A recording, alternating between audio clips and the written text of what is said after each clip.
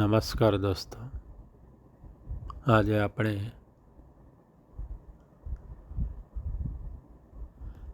Annual property return submission એટલે કે APR સ્થાવર અને જંગમ મિલકતનો પત્રક ઓનલાઈન કર્મયોગી પોર્ટલમાં કેવી રીતે ભરવાનું છે તે આપણે જોઈશું. આજે સૌ પ્રથમ તમારે કર્મયોગી પોર્ટલમાં જઈ તમારે લોગિન કરી દેવાનું. તમે લોગિન કરી દેશો એટલે આ રીતે તમારા નામવાળું પેજ ખુલી જશે. બરાબર છે દોસ્તો? એમાં સૌ પ્રથમ તમારે જો મોબાઈલથી તમે કરતા હશો તો આ રીતે 3 લાઈન આવશે, એની પર ક્લિક કરવાનું. આપણે એની પર ક્લિક કરીશું. જો તમે લેપટોપ અને ડેસ્કટોપથી કરતા હશો તો ઉપરની સાઈડે આ રીતે એમ્પ્લોયી મોડ્યુલ્સ લખેલું આવશે. બરાબર છે? એની પર ક્લિક કરવાનું છે. હવે આપણે એની પર ક્લિક કરીશું તો અહીંયા આપણી પાસે 4 ઓપ્શન આવે છે: leave information, annual property return submission, LTC અને PAR. આજે આપણે શું કરવાનું છે? Annual property return. તો આપણે એની પર ક્લિક કરીશું.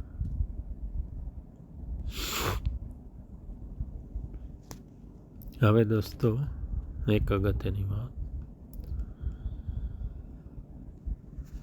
જે રાજ્ય પ્રતિત કર્મચારીઓ છે એટલે કે ગેઝેટેડ ઓફિસર, તેઓએ ઓલરેડી 2023નું એટલે કે જાન્યુઆરી 2023થી 31 ડિસેમ્બર 2023 સુધીનું APR ફોર્મ ઓલરેડી સાથી પોર્ટલમાં સબમિટ કરી દીધું છે. એમના માટે આ વિડીયો નથી. તેઓએ આ પ્રોપર્ટી રિટર્ન સબમિશન કરવાનું નથી, ફક્ત વર્ગ 3ના કર્મચારી માટે છે. તો તેઓએ 2023નું અત્યારે APR ભરવાનું છે. તો અહીંયા દોસ્તો આપણે અહીંયા 2023 કરીશું. આ રીતે 2023 કરી દેવાનું. બરાબર છે? હવે આપણે આગળ જઈએ. હવે તમારે જવાનું છે અહીંયા add annual property return submission પર. તો અહીંયા આપણે ક્લિક કરીશું. બરાબર છે? જુઓ, તમારી પાસે ફક્ત મૂવેબલ પ્રોપર્ટી છે. બરાબર? તો તમારે અહીંયા મૂવેબલ પર ક્લિક કરવાનું. જુઓ, અહીંયા મૂવેબલમાં મારે એક Hyundai કાર છે. તો અહીંયા ઓલરેડી કાર બતાવે છે. બરાબર? એટલે જે દોસ્તોએ પ્રોપર્ટી એડ કરી દીધી છે તેઓની અહીંયા પ્રોપર્ટી બતાવશે. જો મૂવેબલ હશે તો અહીંયા મૂવેબલ બતાવશે. બરાબર? અને જો ઇમૂવેબલ હશે પ્રોપર્ટી તો અહીંયા ઇમૂવેબલ પ્રોપર્ટી અહીંયા બતાવશે. એટલે જો તમે પ્રોપર્ટી એડ ના કરી હોય, મૂવેબલ કે ઇમૂવેબલ, તો તમારે અહીંયા એડ એક્ઝિટિંગ પ્રોપર્ટી પર જઈ અને વિગતો ભરી તમે પ્રોપર્ટી એડ કરી શકો છો. બરાબર છે? એના માટે મેં એક અલગ વિડીયો બનાવેલો છે. એ પ્રમાણે તમે એડ કરી શકો. હવે તમારે મિલકત હતી તે તમે એડ કરી દીધી છે અને જેની પાસે કોઈ મિલકત નથી એ લોકોએ નીલ APR ભરવાના છે, બરાબર. જો જેની પાસે મૂવેબલ હોય એને અહીંયા ફક્ત મૂવેબલ કરવાનું છે, બરાબર છે. અને જેની પાસે ઇમૂવેબલ પ્રોપર્ટી હોય તેને ફક્ત અહીંયા ઇમૂવેબલ પ્રોપર્ટી પર કરવાનું છે. જેની પાસે કોઈ મિલકત નથી એના માટે તો અહીંયા કોઈ ઓપ્શન ચૂઝ કરવાના નથી, બરાબર છે. જેની પાસે છે એને ચૂઝ કરવાના. હવે પ્રશ્ન એવો થશે કે જેની પાસે બંને મિલકત છે, મૂવેબલ ને ઇમૂવેબલ, તો એમને શું કરવાનું?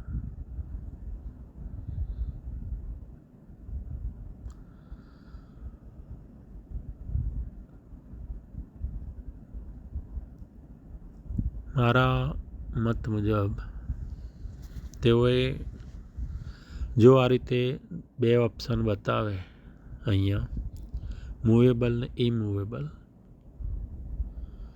તો તમારે વારાફરતી બંને કરીને સબમિટ કરવા પડશે.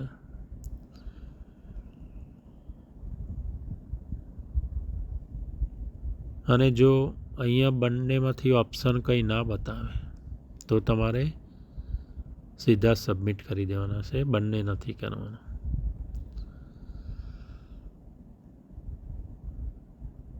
આમાં શું છે કે મેં ઓલરેડી 2023ના સબમિટ કરી દીધા છે. જો મારા પોતાના ભરવાના હોય અહીંયા તો હું તમને સમજાવી શકત, પરંતુ મેં ઓલરેડી ભરેલા છે એટલે મને અહીંયા એવું બતાવતું નથી, બરાબર છે. હવે અહીંયા મૂવેબલ ને ઇમૂવેબલ અહીંયા ઓપ્શન છે એ ચૂઝ કરવા પડશે તમારે. તમારી પાસે મૂવેબલ હોય તો એની પર ક્લિક કરજો અને ઇમૂવેબલ હોય તો એની પર ક્લિક કરજો, બરાબર. તમારી પાસે કંઈ જ નથી તો ઇમૂવેબલ પર રાખી અહીંયા તમે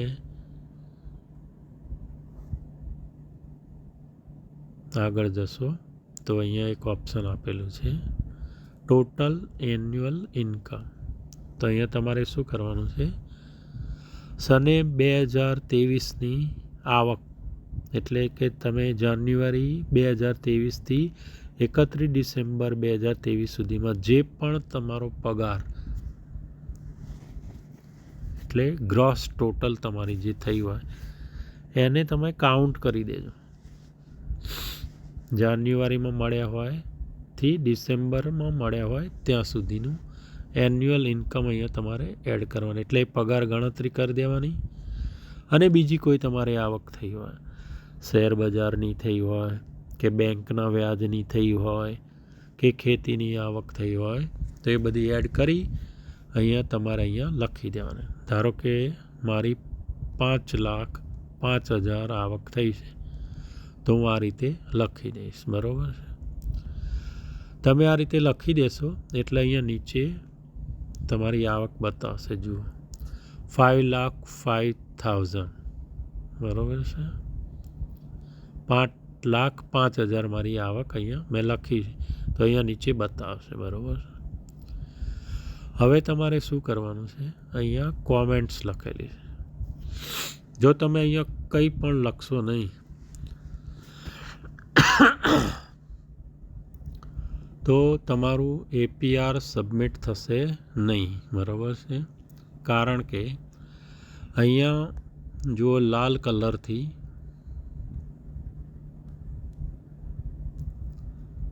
ફરજિયાત બતાવી છે, અહીંયા આ જે રેડ કલરનું ટપકું કરેલું છે એટલે આ ફરજિયાત ભરવાનું છે. જો તમારી પાસે કોઈ મિલકત નથી તો અહીંયા તમારે લખી દેવાનું નીલ, બરાબર છે, નીલ. બસ આટલું લખી દેશો તો પણ ચાલશે. ધારો કે તમારી પાસે મિલકત છે તો તમારે અહીંયા કંઈ પણ કોમેન્ટ્સ લખી દેવાની છે, બરાબર છે. હવે તમે આ રીતે કોમેન્ટ્સ લખી દેશો. ત્યારબાદ તમારે જુઓ અહીંયા મારે પ્રોપર્ટી ઇમૂવેબલ પ્રોપર્ટી કંઈ નથી, તો અહીંયા જુઓ શું આવશે, સબમિટ નીલ એન્યુઅલ પ્રોપર્ટી રિટર્ન. તો અહીંયા હું સબમિટ નીલ કરી દઈશ. બરાબર છે. આની પર હું ક્લિક કરી દઈશ એટલે ફોર્મ સબમિટ થઈ જશે. બરાબર. હવે જુઓ, હવે મારી પાસે મૂવેબલ પ્રોપર્ટી એક બતાવે છે. મારી પાસે જુઓ શું બતાવે છે, અહીંયા 4 વ્હીલર બતાવે છે. શું બતાવે છે અહીંયા 4 વ્હીલર. હવે હું અહીંયા 5,05,000 લખી દઈશ. અહીંયા કોમેન્ટ્સ હું કંઈ પણ લખી દઈશ.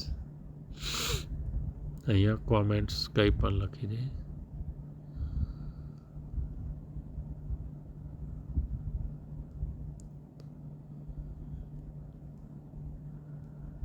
not immovable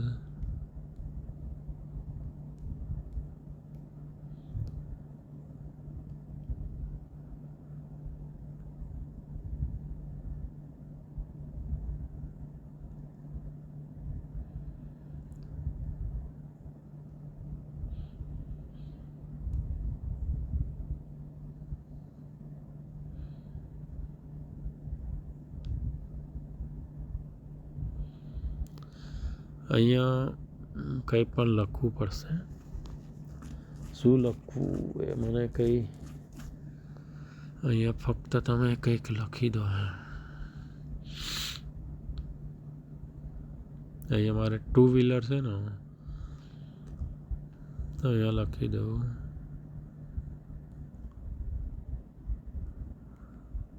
2 wheeler.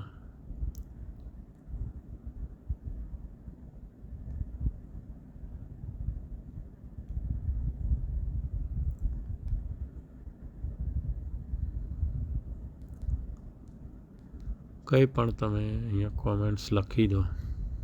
બરાબર. પછી તમારે અહીંયા સબમિટ એન્યુઅલ પ્રોપર્ટી રિટર્ન પર ક્લિક કરી દેવા. પહેલાંમાં જુઓ સબમિટ નીલ આવતું, અહીંયા નીલ શબ્દ નથી આવતો, એટલે એ બેનો ફરક છે અહીંયા. બરાબર છે. તો તમારે અહીંયા સબમિટ એન્યુઅલ પ્રોપર્ટી પર ક્લિક કરશો એટલે સબમિટ થઈ જશે. બરાબર. કદાચ તમે આની પર ક્લિક દબાવશો એટલે યસ એવું લખવાનું આવશે, તો યસ પર ક્લિક કરી દેજો અને સબમિટ સક્સેસફુલી એવું લખાઈને આવશે. બરાબર. એટલે તમારું property annual property return submit થઈ જશે. સબમિટ થઈ ગયા બાદ તમે બેક જઈ શકો છો. અહીંયા